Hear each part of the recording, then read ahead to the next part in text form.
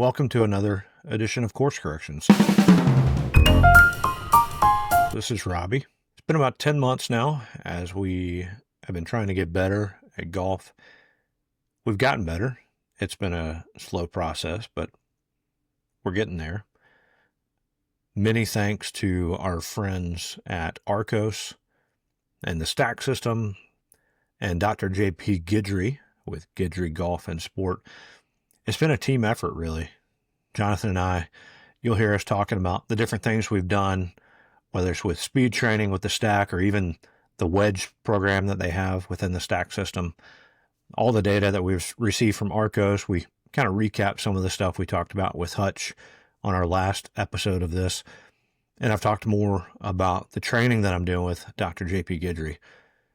One thing I'm also doing is kind of like Jonathan did for the first time ever. He got golf lessons. Well, I actually got golf lessons, I think, for the first time in my life.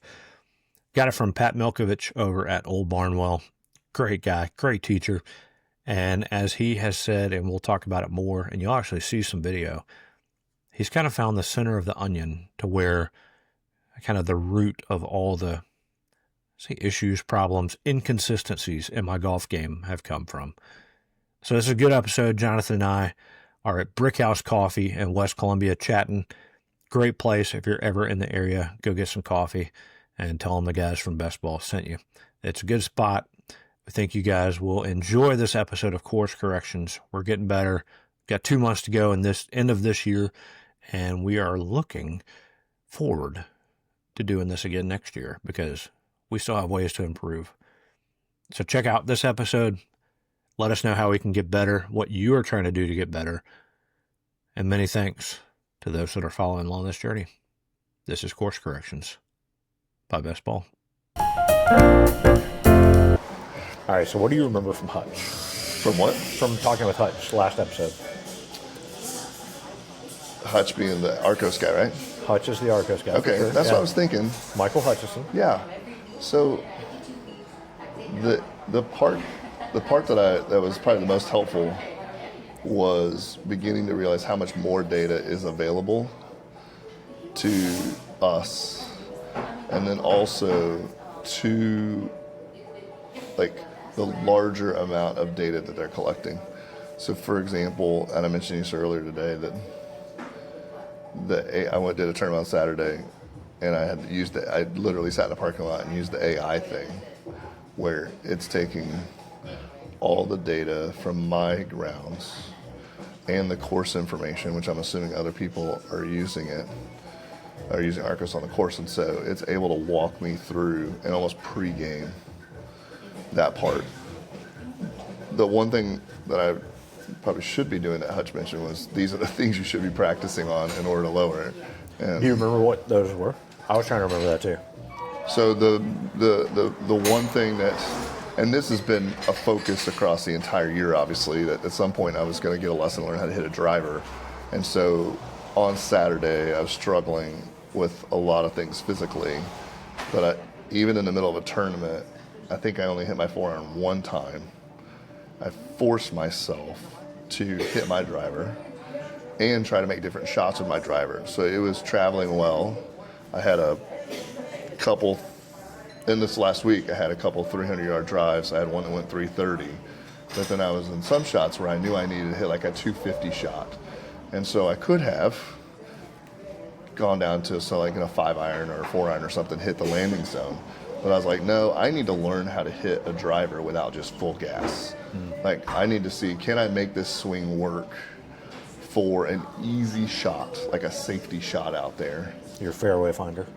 Yeah, like a fairway finder. Now, granted, my shoulder is killing me, so my irons might have been just a terrible idea. Yeah. But that's part of the reason. I was like, can I hit a 250 shot downhill that is literally just at the same motion, even if I'm not swinging as hard or trying to create as much club speed? And so in the back of my head, the one thing with Hutch was I'm losing so many shots with lost balls. Yeah. My driver was so sporadic that it is killing a round. It doesn't matter if you hit it 300 yards. If you hit it 300 yards into the woods, And that safety net of being able to hit a 4-iron 220, 240 comfortably, I wanted to get away even from before that. this, though, you weren't hitting the drivers. You were spraying a long iron. No, because I had started using the driver. I was losing. But still, I mean, that was where your shots, you were losing them. Yeah.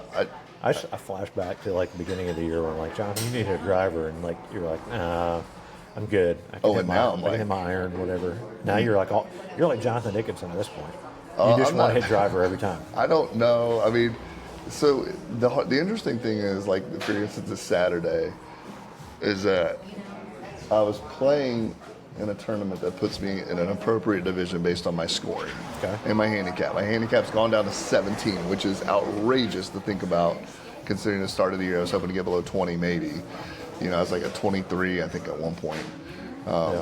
And so, kind of want to hit my driver now because I'm playing with guys that typically hit a 200-yard driver, and I'm out here with a mini driver, you know, smashing it 250 plus. Yeah. And I don't know. This is the thing that kind of scares me, because it's sort of like the question we started at the beginning of the year: do you want to get better?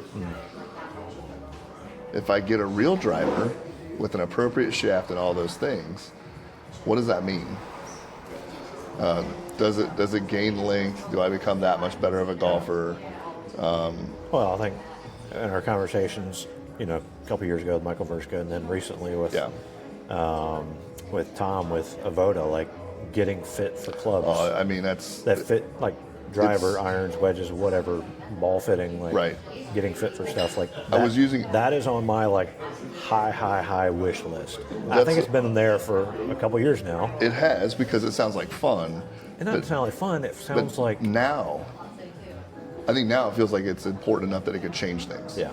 Because we talked about this. If we get custom fit, does that mean do I lose 5 strokes a game? Because I've already, even with the new clubs that I got, stiffer shafts and things like that, I feel like if I go play 9 holes now, I'm rarely over 45. Like, I've lost 5 strokes just by that.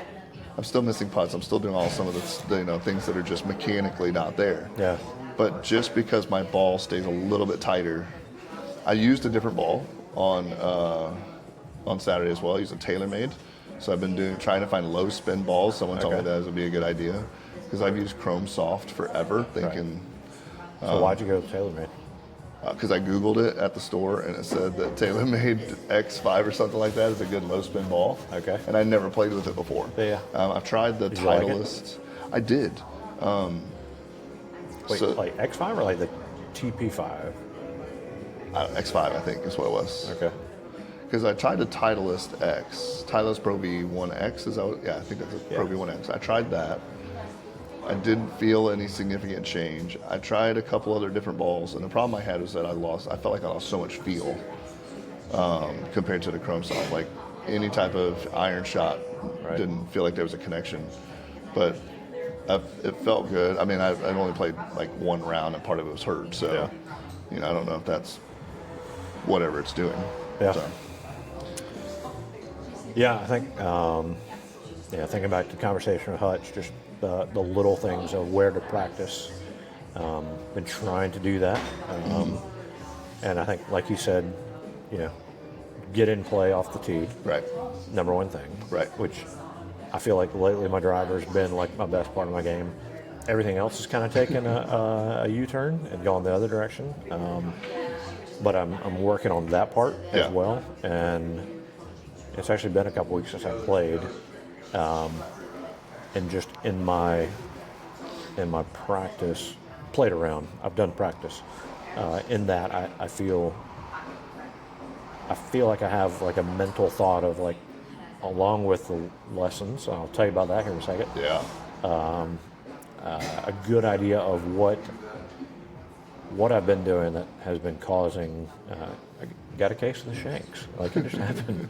And there's no.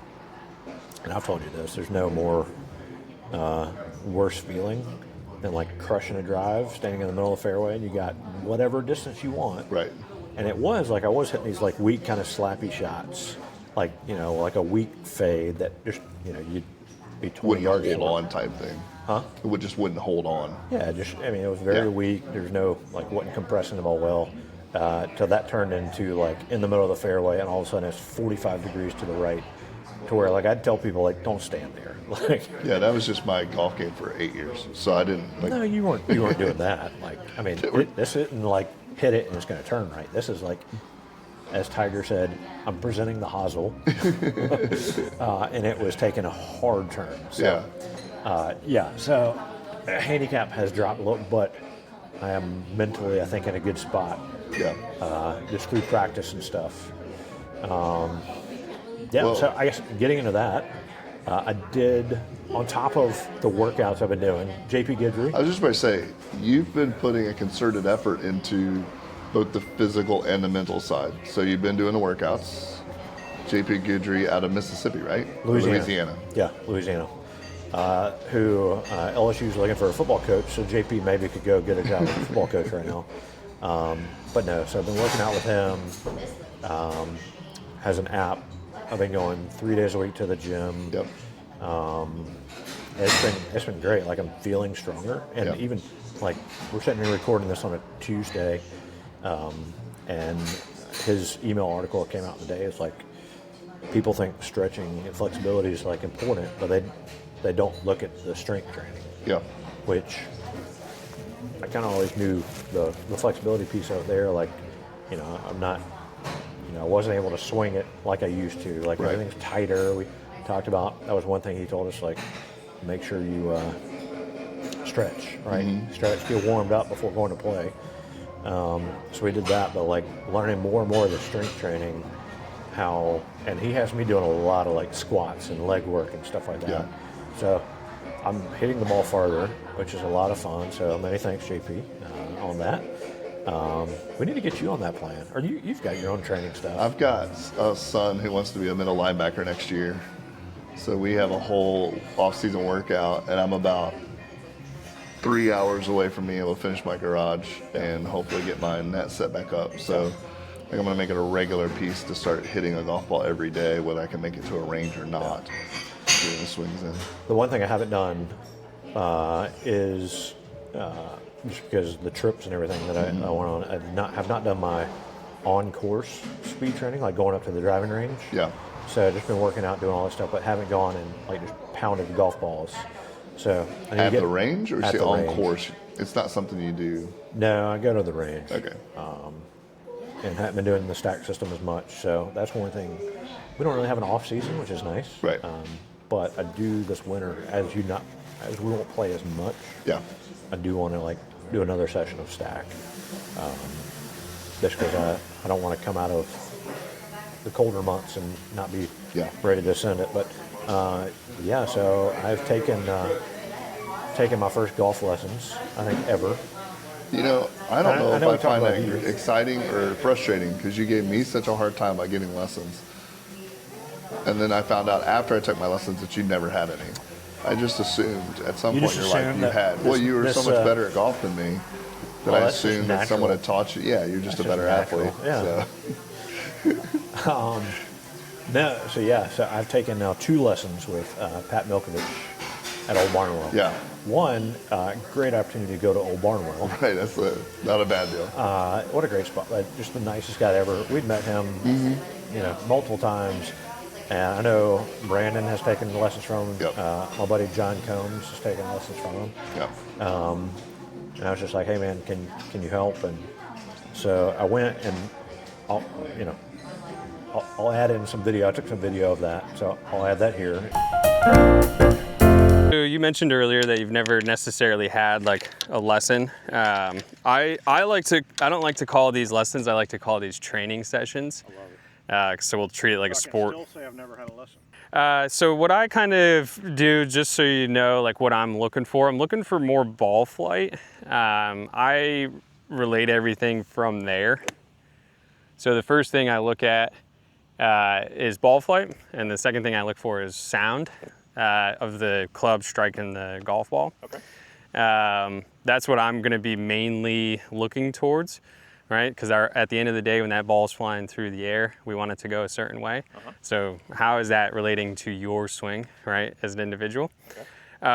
Well, what I'm going to do is get you on video for a couple of swings. I have this little Mevo Plus over here. It's gonna constantly record some numbers. Okay. I don't know if you've ever seen yourself on TrackMan or anything.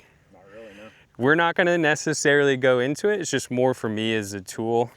And then once when we kind of, analyze the swing, talk about it, we're gonna go through just a couple drills that are in line with how you learn better. I'm gonna let you pick and choose. And then from there, we're just gonna keep grinding those drills. Okay. After that, we'll go over to the kids course and work on that short game for you. Mm-hmm. Do you have one weekend, everything feels pretty good. The next weekend, everything feels, off. Yes. One day it's great, or Yes. first 9 holes great, second 9 holes bad. Yes. Okay. All the above, like consistently inconsistent is one way to describe it.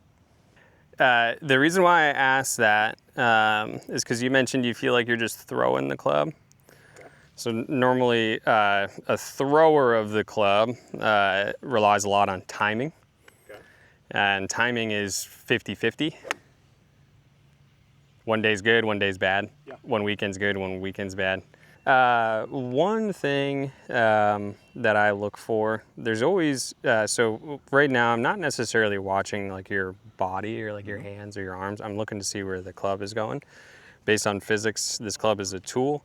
So if that tool is in, an incorrect spot, I'm gonna find it like where you are body-wise. Right about there, we've fully released that golf club. Okay. So from here through that, where the club is right now to kind of like right about there, we call that the compression zone. Okay. Right here, that club, you can see the wrists, right? So have you ever heard of release? Mm-hmm. So you can see those wrists are just kind of, and arms are releasing that club right about there, good foot behind the golf ball.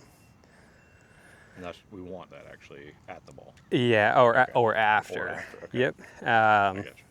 So what's going to happen when you're in this position, and we're just talking about the club here, we're not talking about the body, you're going to either keep throwing it down there into the golf ball.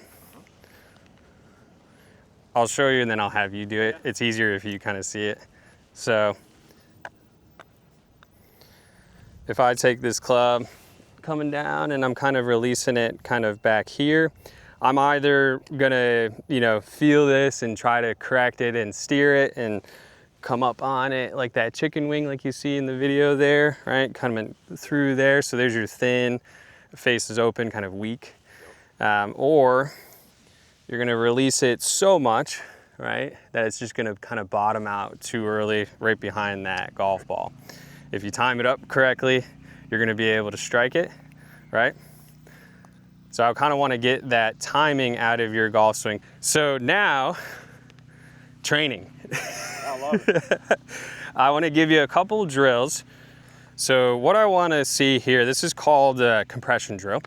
I want to have that club only come to about, like right about here, maybe a little further back, right? So maybe a little less, right? But that's kind of the idea.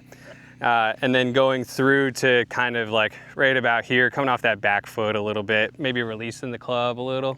The idea here is if you chunk it, you're gonna feel those hands and arms, just throwing the club down there. Okay. If you thin it, you're gonna feel your body more, kind of just clearing and spinning in that quick motion that you talk about, that you feel on the golf course. Yeah. That's what's gonna happen when you thin it. When you pure it, right, compress it, you kind of have everything going together. You have hands, arms, and that body working in unison. Okay. So to feel that better, you can go ahead and kind of take the club and put it into your belt buckle and hold on to the shaft. Okay. Yep. And then go ahead and just take a little swing. You feel that turn, you feel the hands bringing it back. Yeah. Okay, and then go ahead and go through. You feel that turn and you feel the hands and arms coming through there together. It's a hard little drill, it's different, but it's something that you can never overdo.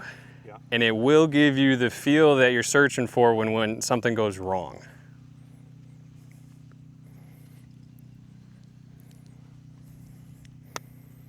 That was good. Yeah, So cool. I showed you. Because you get to use their practice facility. And Yeah, then you so also. we're on the driving range. I've done 2 lessons. We're on the Right. driving range. And here were my issues, what I told him I wanted to fix.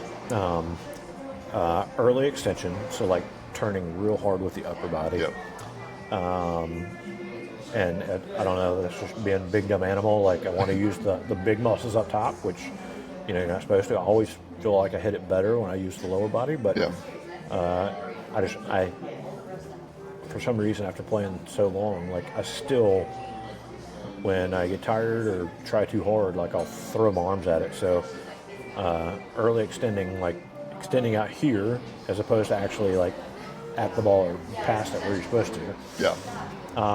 And then there's chipping issues. Like I wanted to get work on the short game. So he had me on the range, did some basic drills to work on like compression and where you're actually supposed to have proper extension. So that was good. And then we got out on the kids course, which is Yeah. right next to the That's what I was driving saying. range. You also got to play. Well, we got to the kids course. course and did some stuff, but so that was the second lesson I had with him. As he likes to point out and calls it the center of the onion, right? Like let's boil it down to where like the main issue is. Okay. And I told you this afterwards. You remember what I told you? Like he figured out. He said, "Hey, stand on these like two little discs," and he put these two discs under my feet, I do remember now. and I figured out my balance was off. Right.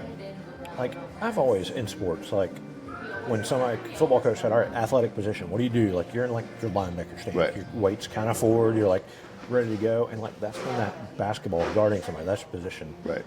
So I'd taken that to the golf. So I figured out that when I'm from ever Yeah. until now, where I'm trying to do the opposite, like I've been like too weight forward in my stance, like almost leaning forward. I just always thought you were trying to engage your massive calves Probably. to I was crush the trying ball. to flex them just a little bit more. Right. Just making everyone else on the course be like, oh, those But- are really nice calves. But because of that, my balance was off. Right.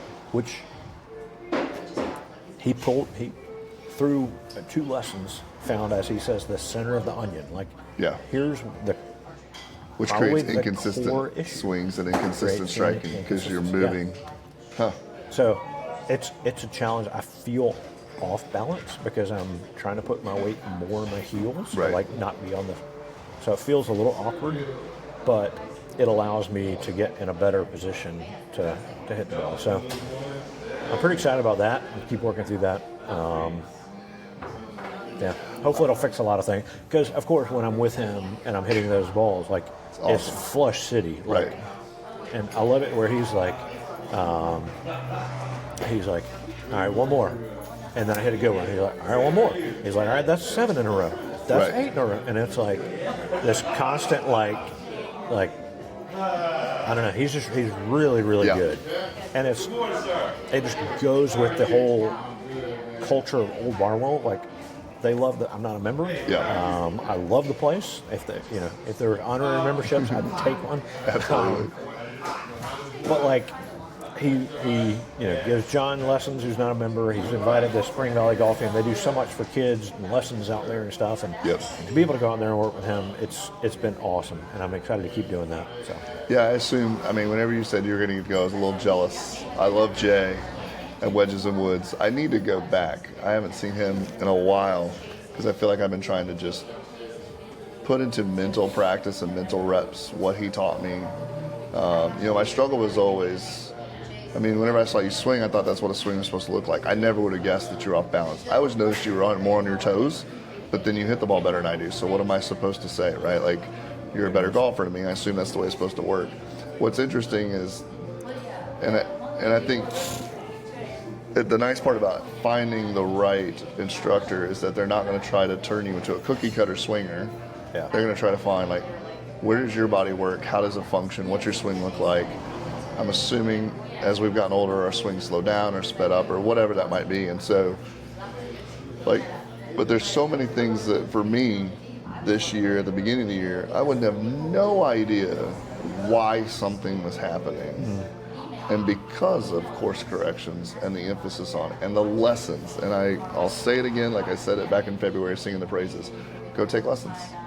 Like, even if you're a good golfer, because you were 10 handicap about the time you started lessons, give or take. when 8? I started lessons, Yeah. like 8s. Yeah. And yet, what's interesting about this game, as we all love or hate, depending on the day, is that no matter how good you are, you still need a lesson. Well, it's just somebody else that knows what they're talking about looking at your swing. Right. It's one thing for me and you to look at each other and say, Right. hey, why don't you try this? And that's based off of probably bad information that each of us have received. Or YouTube videos that we or found. YouTube videos, something we've seen. But anyway, yeah, highly recommend lessons. And Pat's a good one. If you're in South Carolina, go see Pat. If you're looking for Old Barnwell options, yeah, be a good place to go. So I'm hoping to get back out there with him soon. Yeah. And do it again. One thing about the stack system is I use that stack radar all the time. I use that with when I go to the driving range. Yeah. And I've been doing the wedge stuff, so I have been using it in that regards. I did it Saturday. I was out there. And So talk more about the wedges, because most of the people, or most, including me, whenever you think about stack, I think about how hard can I swing a golf club. I love their wedge program because when you hear a professional golfer talk about, and like their coaches too, and you could see even Tiger back at the TGL thing this summer, right? Somebody said, the guy was like, how far? 92. And it was like 192, and he hit it exactly 92. Like and that's what they talk about, those pros. Like, if you tell them to hit it 90, they're going to hit it probably 88 to 92. Right, within a yard or two. So with the stacked wedge program, they've gamified it. Okay. So like, all right, take your sand wedge and hit, 6 shots at 30 yards. Okay. And so like you're sitting But that's there not a 30-yard club. well, it can be. Right, it can be, clearly. But what it's teaching you is club control, speed control. Right. So like, all right, well, I take it back here and I hit it, and instead of 30, it goes 42. I'm like, all right, taking it back too much. So you lessen that. And while it's also teaching you like distance control, is you're having to hit good shots. So like as I'm working with Pat on my wedges, like it's helping me like compress the ball better on wedges, even with shorter shots. So it does like 6 at 30, then it said, all right, 6 at 52 yards. And with the same wedge. So all of a sudden it's like, all right, I got to take it a little bit farther back, and you hit it, and you're like 46. All right, got to go a little more. And then it's like, all right, now we're doing, 70-yard shots with your same wedge. And then it's like, all right, we're going now your gap wedge, and we want 91-yard shots. Yeah.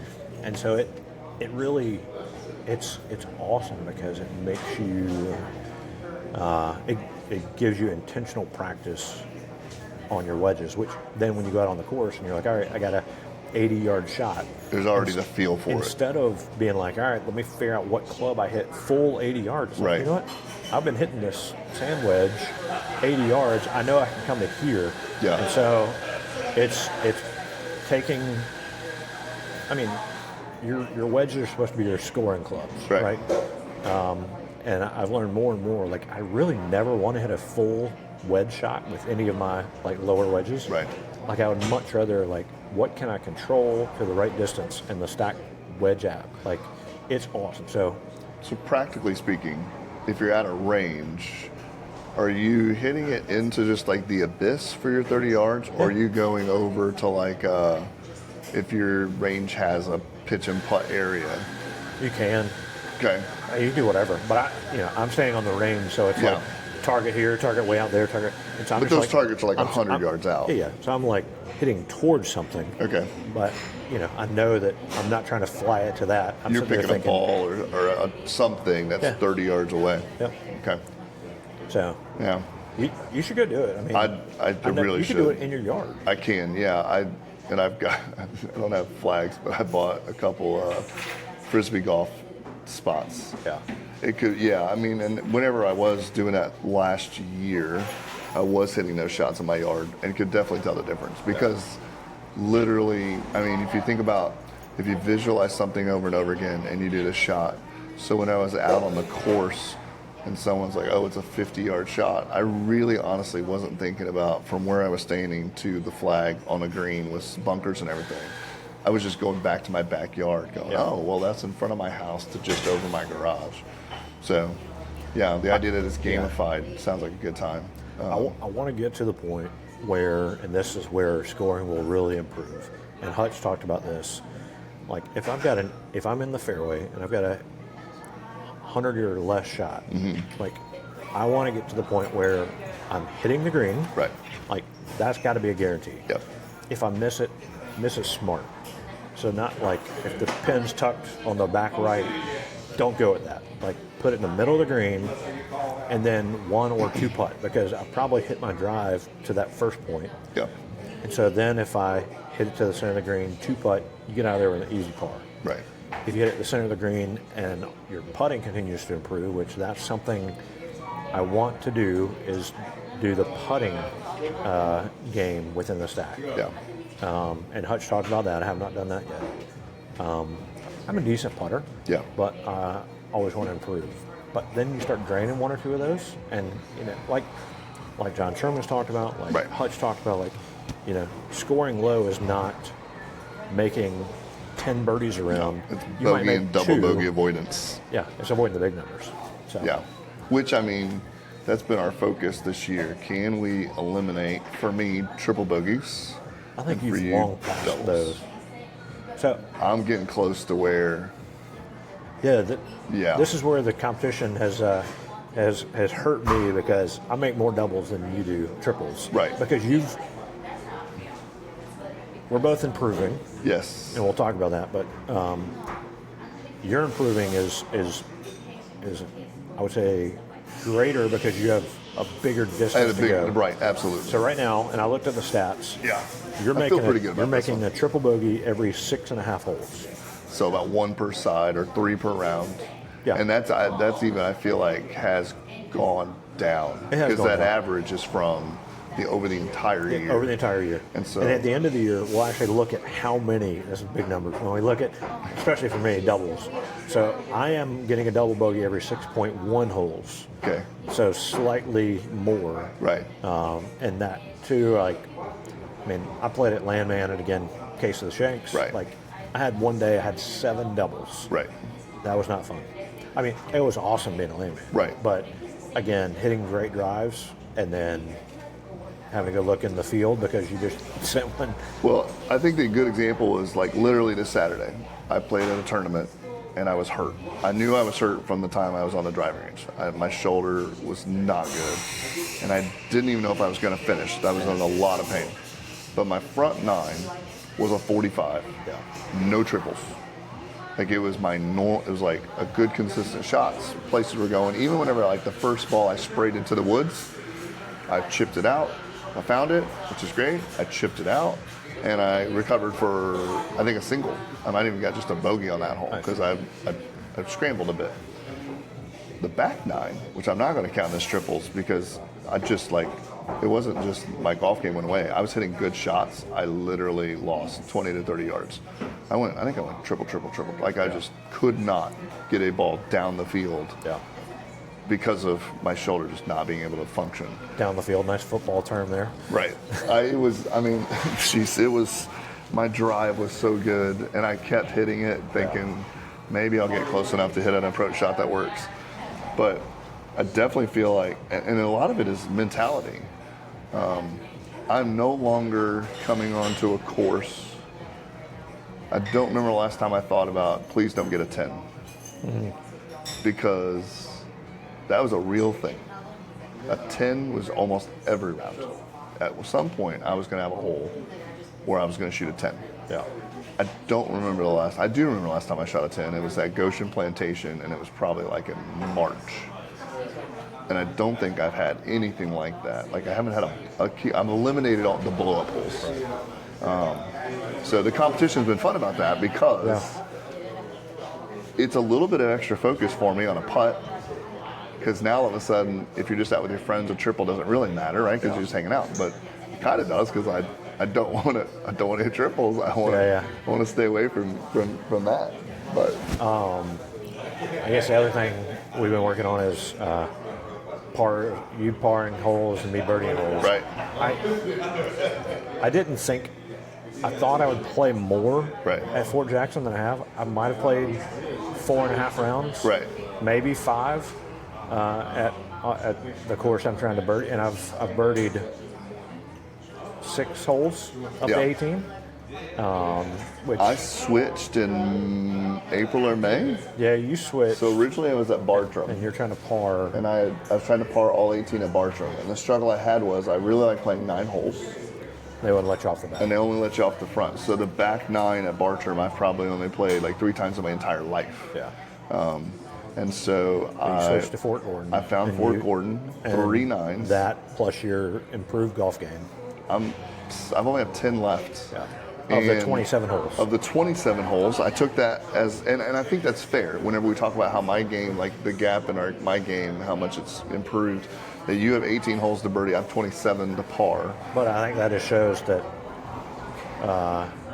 you know, if I've played 5 times and I've gotten 6 birdies, Right, I mean, that's about average. right. Now, So I just need to play a lot more. this is October something, and football is almost over, and I, honest to goodness, have a plan to try to play as many rounds as I know the numbers that I've got left, Yeah. and I want to go out there and play as often as I can out there at Gordon to see if I can get to that 20 par every single hole that's out there. You ever listen to Chase and Scratch? So they do this thing. They're in areas where, and I think one of them, like their season ends at the end of October. So they would do this thing called the late summer run, Okay. where they play a ton of golf, Yeah. try to lower their handicap right at the last Yeah. minute. This will be your late This will be year my run because, you know, again, well, we have a teenager who came into our house and now he's 16 and drives himself. So I don't have school responsibilities in the morning. I can get out there. It's going to be, you know, it's winter, so there'll be less people. I can get out there at 8:30. Yeah.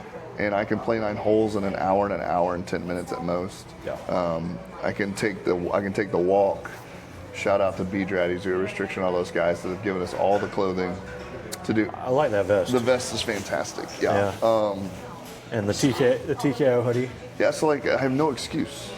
We don't have any. I have- Even on a day like today where it's raining. I literally thought about that this morning whenever I got out. I'm like, golly, I could go play golf today if you I could wanted just to. wear your rain gear. Just to wear come my get rain coffee. gear. Right. Shout out Brickhouse Coffee here in West Columbia, South Carolina. My guy Akira back here making some good coffee. But like I really do want to try to get in at least 3 9 holes. 3 9 holes a week between now and the end of the year. Yeah. I'm gonna try to get out more to Yeah. Fort Jackson. I'll come out. I have reciprocal membership. I know. So if you're looking, But it's if like you an live, hour. It's like an hour and 20-minute drive. Like I kind of feel bad. yeah, but then it's like $12 for us to play golf, so then we feel know. a lot less bad.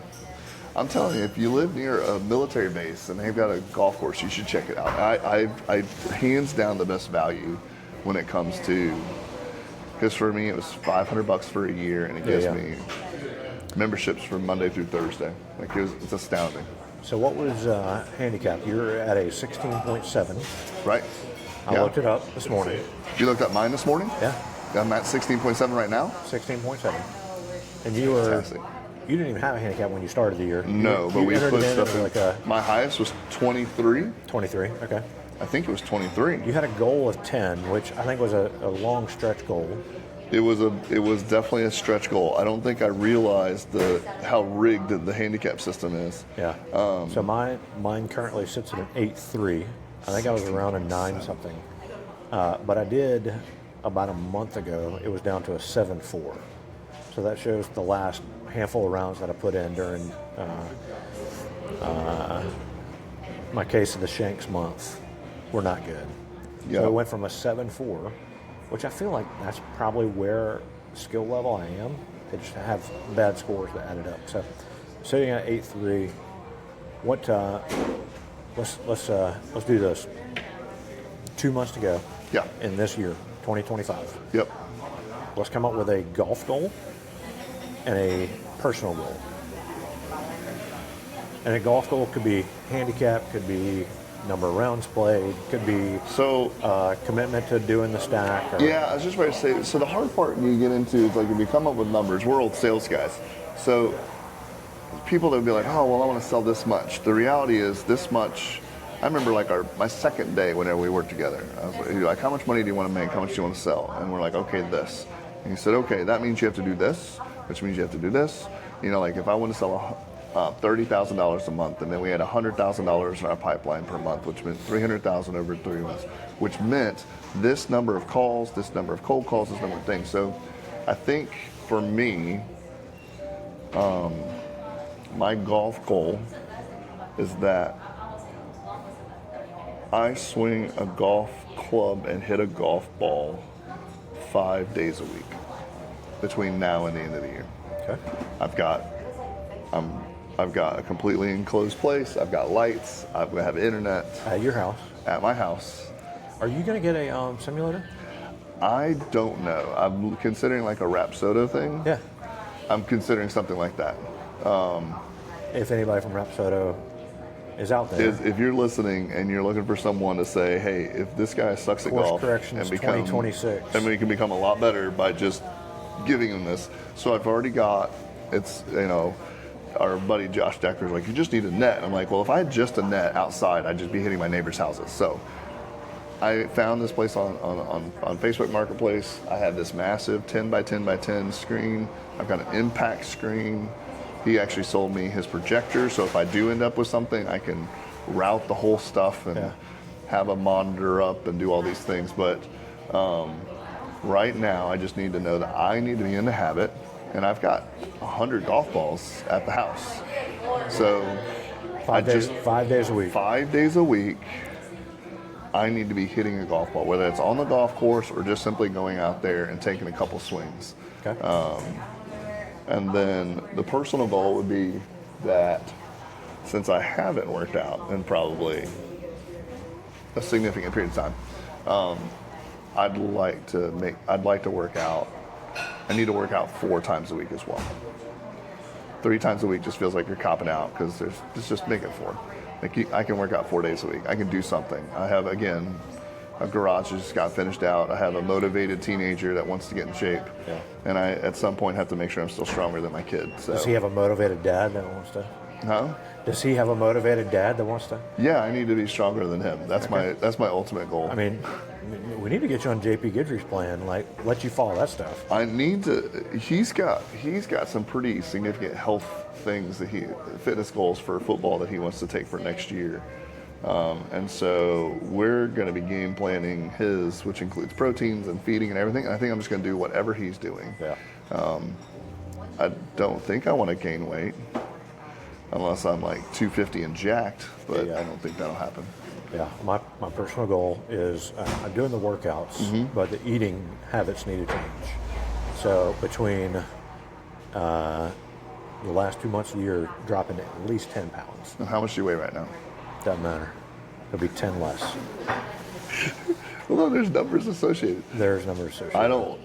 I don't lose weight well, and I don't either. That's one of my spiritual gifts. I'm really good at gaining weight. Well, my problem is this is the hard part about being motivated. I've weighed the same for like 3 years now. Yeah, but Would I work out or don't work out? know that there are things that I should not eat, and I know the things That's I true. should be eating. Yeah.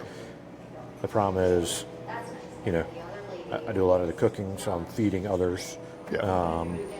And I need to, even when I'm making whatever, like make myself eat the healthier option, or when I go out, eat the healthier option. Yeah. So, 10 pounds lost. 10 pounds. So I'm not going to put a number on it yet. When we kick off course corrections, let's do it again. Of course. Yeah, We're we're going doing to it keep again. getting better. No, So this is course fun. corrections, part 2, season Yep. 2. I'll be at least 10 pounds lighter, which All is right. going to help with the fitness. Like, I'm working out a ton. Right. JP Guidry's awesome. He's like, let me know when you want help with the old diet stuff. Yeah. And Maybe that's the next year plan. maybe that's it. But I know what I need to do. Right. So I just need to do it. Golf-wise, the last 2 months, again, it crept back up to 8.3. I'd like to get it back to the low 7s Yep. handicap, which means I need to play. So I'd love to say I'm going to play at least 18 holes a week, Okay. but that might be a stretch. Yeah, because we are getting into the actual Christmas season. Christmas season is cold, rainy, so like, Yeah. if I can get 2 or 3 full 18 rounds a month, Yeah. if I could play, gosh, that's 2 more months, It's 8 weeks. Let's throw out the week of Christmas. Although the thing about your situation is like when your kids are around, you guys like to play golf. Last year, Archie and I played on New Year's Day. I know, that's what I'm thinking. Like you guys But- enjoy playing golf. Yeah. Minimum of 4 rounds. Between the last 2 months, Yeah. I'm thinking 6 to 8 rounds, and that'll knock out a couple of the high numbers. So, and I'd like to play well. Yeah.